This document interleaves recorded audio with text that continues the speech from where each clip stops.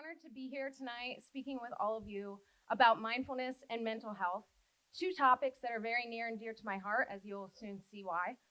I think conversations like this are so critically important if we want to erase the stigma surrounding mental illness in this country. So I'm really grateful to Kelsey for starting this event and making a safe space for these conversations to happen as we build a stronger community and stronger connections, both with ourselves and each other.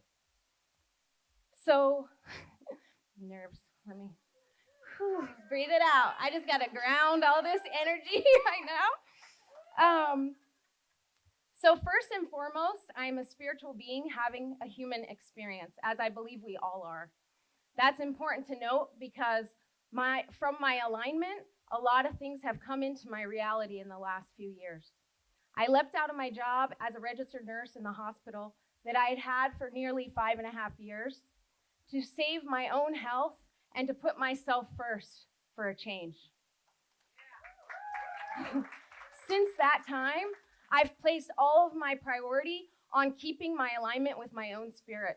And like I said, from that place, a lot of things have flowed into my life. One of the things that I do in the community now because of that is I teach mindfulness to children through Visalia Parks and Recreation, as Kelsey mentioned, to 8 to 12-year-olds. I'm basically using my experience and what I've noticed has helped me change and transform myself and my life to teach to other people, including kids in this community and teenagers in this community, so that they can thrive. I've also started my own Teen Mindfulness Group on my own that I'm going to be doing again here in February to do the same thing.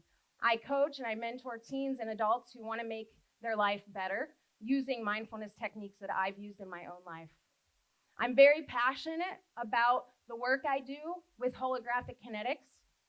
It's a powerful healing modality based on the Dreamtime Healing of the Aboriginal people in Australia. So tonight, I'm going to talk a little bit about my own personal experience with depression and suicide, and I'm going to then talk about some of the practices that I've incorporated into my life to help me heal my depression. So when I was 11, my dad's best friend, my honorary Uncle Randy, killed himself. I remember waking up and going downstairs and being really confused at all the adults in my house. I also saw my dad crying on the phone, which wasn't a normal sight. And I don't know now who told me or how they told me. I just know that my end result was I was completely devastated. Uncle Randy had played a big part in my life up until this point, and so I took it very hard. My 11-year-old mind had trouble even grasping what had happened or why, because before that time, I wasn't aware that people would get so sad that they'd harm themselves. So I was dealing with a lot. To add to that, I took on a projection at that time, which I learned through my holographic kinetics training, from the adults around me.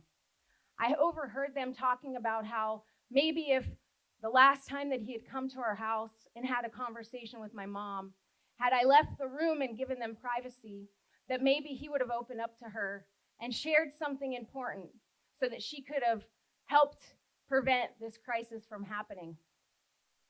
During my own sessions of holographic kinetics, that's when it came out, and I realized that in that moment, I had locked in the belief that I had killed my Uncle Randy. As you can imagine, carrying that pain for 28 years was very difficult, and I felt a real release after my session, thankfully, which is the only way I'm able to talk about this candidly on stage without being in a puddle of tears. So that was my introduction to depression and suicide. The National Institute for Mental Health reported in 2017 that suicide was the 10th leading cause of death in the US. For 10 to 34-year-olds, that goes up to number 2 on the list of cause for death. Over 47,000 people lost their lives to suicide that year alone, with over 1 million more having attempted suicide.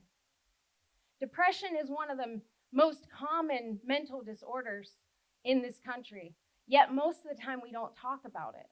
In fact, especially those of us who have dealt with it on our own in a very personal way, I know for me, I feared judgment. I knew there was a stigma surrounding depression, and so I kept it inside.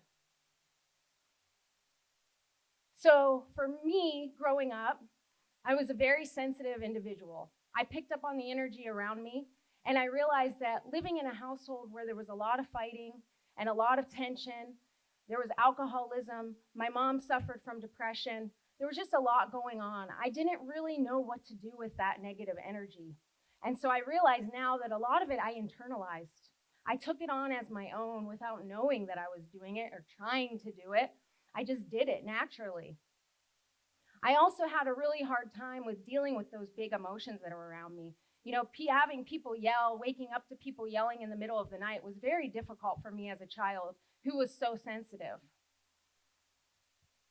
With my uncle's death too, you figure that ties in to where I was carrying a lot of sadness, a lot of anger towards him, a lot of anger towards a God that honestly my family wasn't even religious, but I was so just like, how could this happen?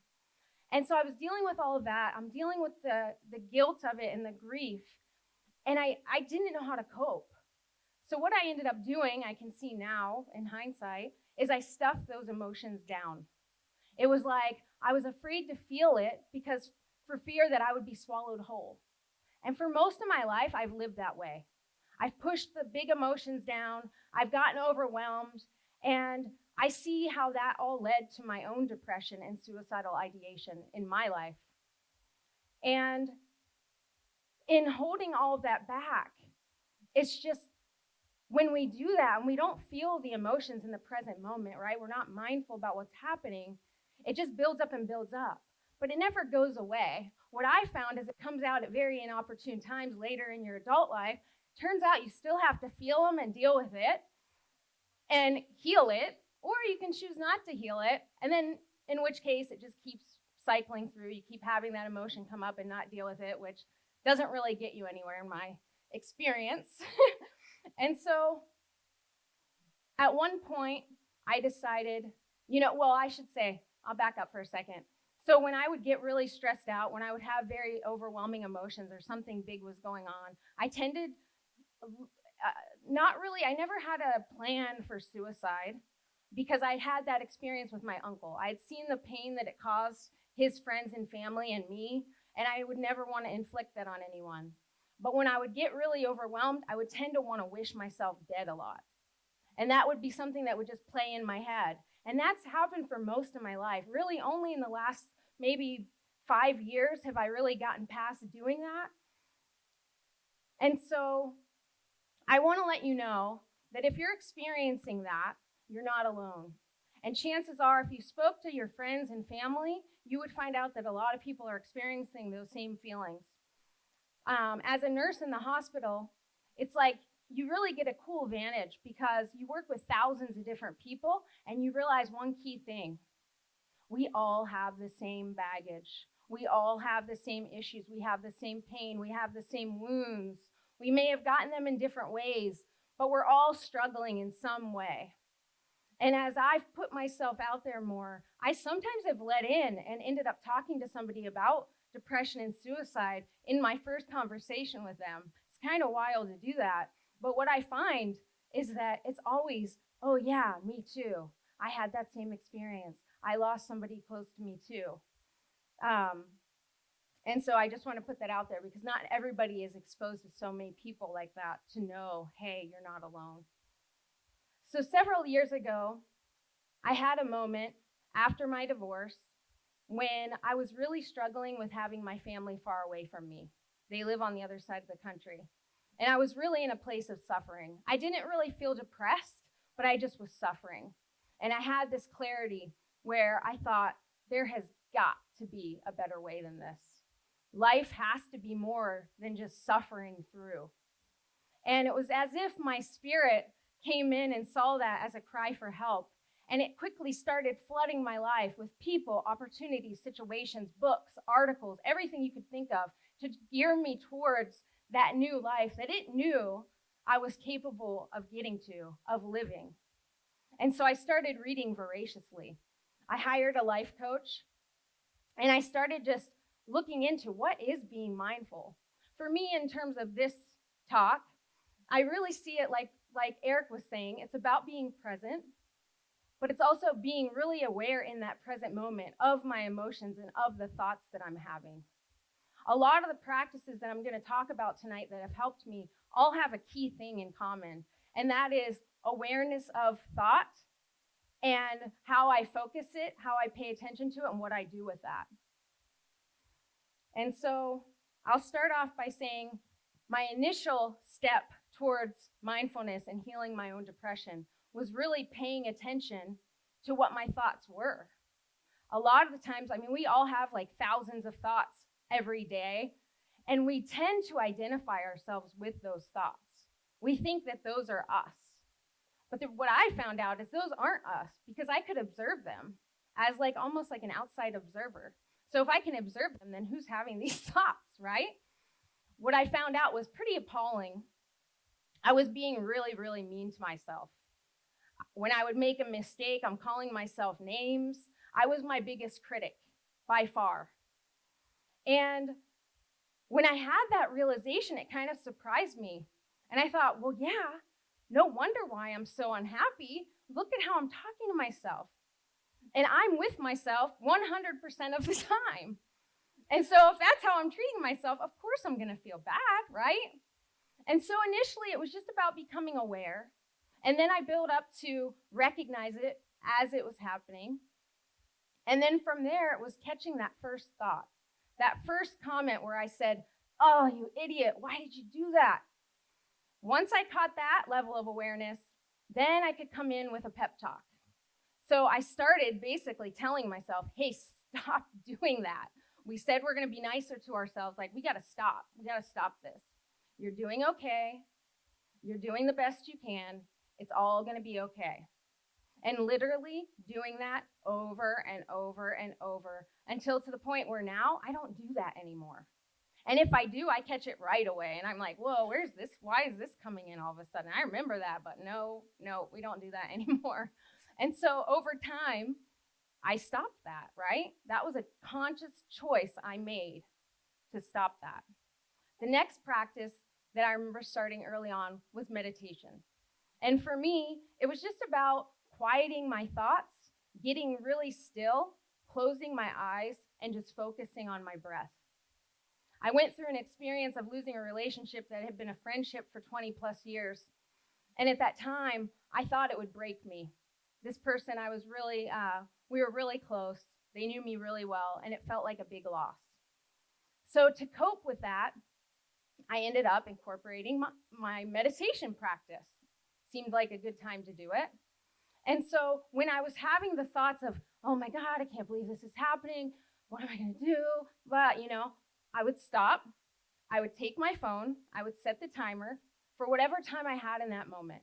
It could have been a minute, 2 minutes, 5 minutes, 15 minutes, whatever it was. I would just set the timer and just go into that quiet space to just stop that constant barrage from cycling down.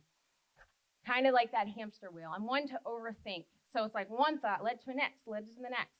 So before that would happen, I'd stop, meditate. And what I found that did for me was it basically hit a reset button. It allowed me to at least break that train of thought so that I could step back and come out of it clearer and lighter and freer. Over the course of a week of doing that, probably 5, 10 times, I wasn't counting, 10 times a day sometimes, I imagine, I really got to this place that was amazing of this clarity that everything was going to be okay. And in fact, I see it as my spirit gave me a week where I had this most intense week of inner peace that I'd ever experienced in my entire life. I see now how it kind of set me up to know what I was working towards. A lot of people are working towards material things. I'm working towards inner peace. And that became very clear from that time. So the next thing that I put into place had to deal with where I was focusing my thoughts.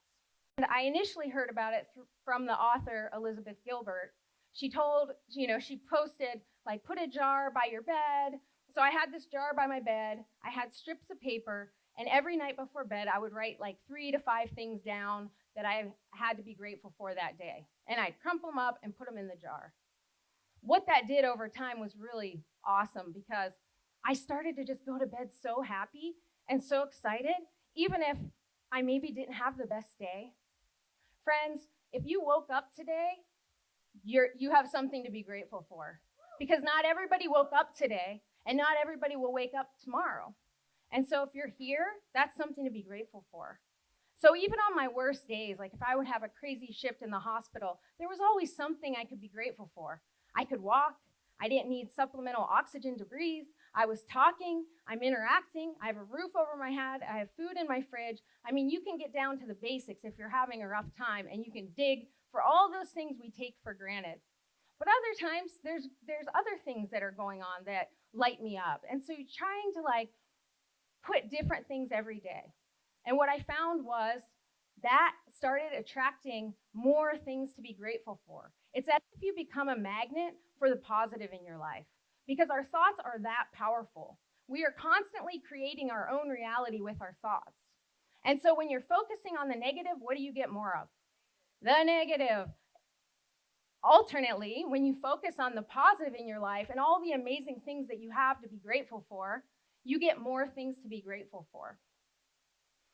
And so I'm going to end with this story about a friend of mine having to deal with holographic kinetics. That's how I'm tying that all in. So I have a friend on the other side of the world. He lives in Australia. We met online, but we've gotten really close. We have a very strong spiritual connection, and I've had some of the most profound, deep conversations of my life with this person. So several months ago, he started messaging me, and it caught me by surprise. I knew he had a relationship that had recently ended, but he started talking about not wanting to live, not thinking he could go on. And it really, with my nursing background and with my background in general with depression and suicide, I did not take his messages lightly. Luckily, as divine timing would have it, I was off that day and could spend time connecting him with a practitioner close to him.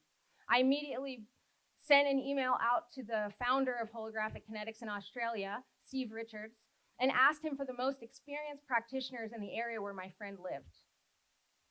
He was a little reluctant at first because, as you can imagine, his headspace was such that he just wanted everything to end. When somebody's in that headspace, I just want you to know it's not anything about you.